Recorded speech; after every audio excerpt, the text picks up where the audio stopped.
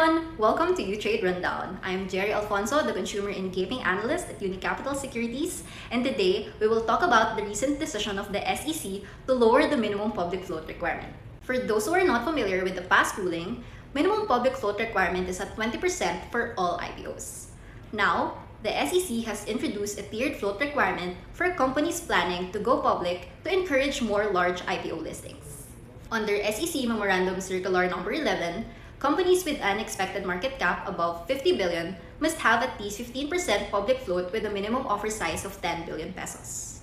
Companies valued between 1 billion and 50 billion must maintain a 20% float, while those between 500 million and 1 billion needs 25% float, and companies worth 500 million or less must have a 33% float. So what does this mean for the exchange? Is it good? Will this be a significant driver? The answer is yes. With the lower float requirement for large companies, the chances of seeing major IPOs such as GCash or Maya could improve.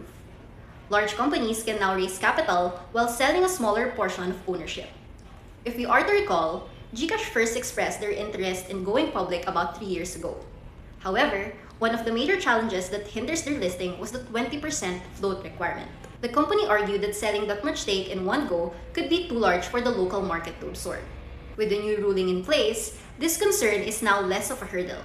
We are hopeful that this could lead to higher liquidity in the market, as IPOs, especially the large ones, typically attract new investors and boost trading activity. More importantly, if GCash or Maya successfully list, it could birth a fintech sector to the PSE, which adds a new growth segment to the exchange. And that's it for this week's UTrade Rundown. For regular market updates, open a UTrade account today.